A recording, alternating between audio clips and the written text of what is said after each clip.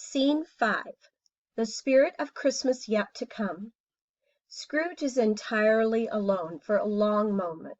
He is frightened by the darkness and feels it approaching him. Suddenly he stops, senses the presence of the third spirit, turns toward him, and sees him. The spirit is bent and cloaked. No physical features are distinguishable. Scrooge, you must be the third. The spirit says nothing. The ghost of Christmas Yet to Come. The spirit says nothing. Speak to me. Tell me what is to happen. To me, to all of us. The spirit says nothing. Then show me what I must see. The spirit points. Light illuminates the shadowy recesses of Scrooge's house. I know it too well. Cold and cheerless. It is mine. The cook and the charwoman are dimly visible in Scrooge's house. What? There are thieves? There are thieves in my room? He starts forward to accost them, but the spirit beckons for him to stop. I cannot. You cannot tell me what I must watch them and do nothing.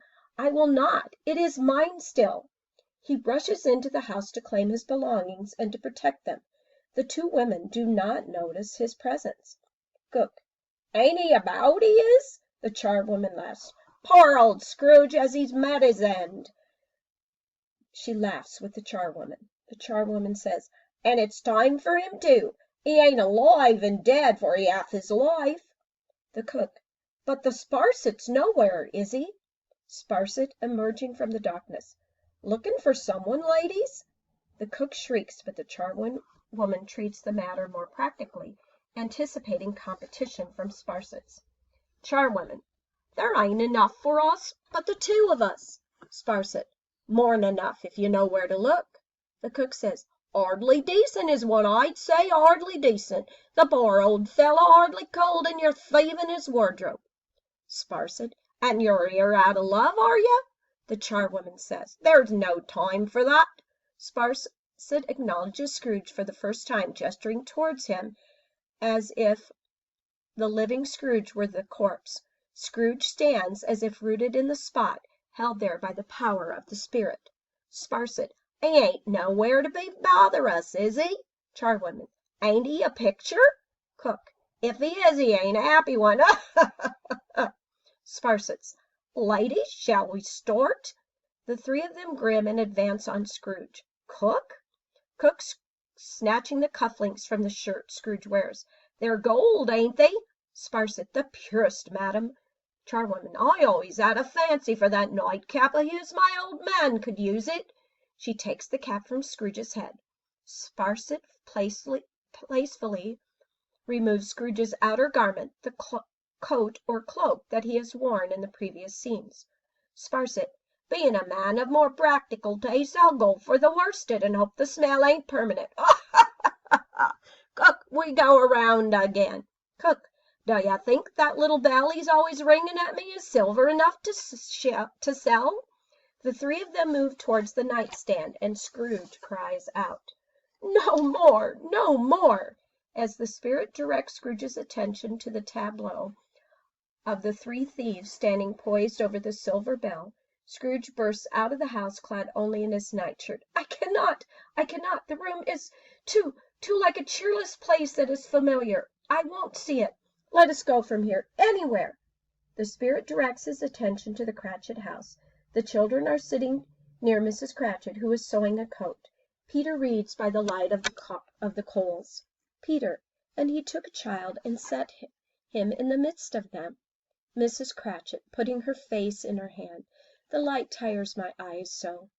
They're better now. It makes them tired to try to see by the firelight. I wouldn't show reddened eyes to your father when he comes home for the world. It must be near his time now. Peter. Past it. I think he walks slower than he used to these last few days, Mother. Mrs. Cratchit. I have known him to walk with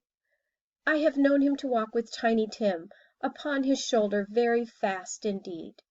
She catches herself and hurries on. But he was very light to carry, and his father loved him so it was no trouble, no trouble. She hears Bob Cratchit approaching. Smiles, everyone, smiles. Bob Cratchit entering. My Peter dear. He greets the other children by their real names. How is it coming? Mrs. Cratchit, handing him the coat. Nearly done. Bob Cratchit. Yes, good. I'm sure that it will be done long before Sunday. Mrs. Cratchit. Sunday? You went today, then, Robert? Bob Cratchit. Yes, it's all ready. 2 o'clock, and a nice place. It would have been good for you to see how green it is, but you will see it often. I promised him that I would walk there on Sunday often. Mrs. Cratchit. We mustn't hurt ourselves for it, Robert.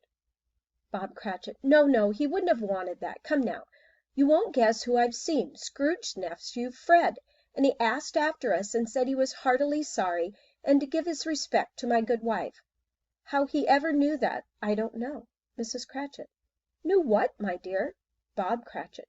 Why, that you were a good wife. Peter, everybody knows that.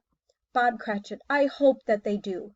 Heartily sorry, he said, for your good wife, and if I can be of service to you in any way, and he gave me his card. That's where I live. And Peter, I shouldn't be at all surprised if he got you a position. Mrs. Cratchit. Only hear that, Peter. Bob Cratchit. Then you'll be keeping company with some young girl, setting up for yourself. Peter. Oh, go on. Well, it will happen one day, but remember, when that day come, as it must, we must none forget poor Tiny Tim, and this first parting in our family. Scrooge. He died? No, no! He steps back, and the scene disappears, but he moves away from the spirit.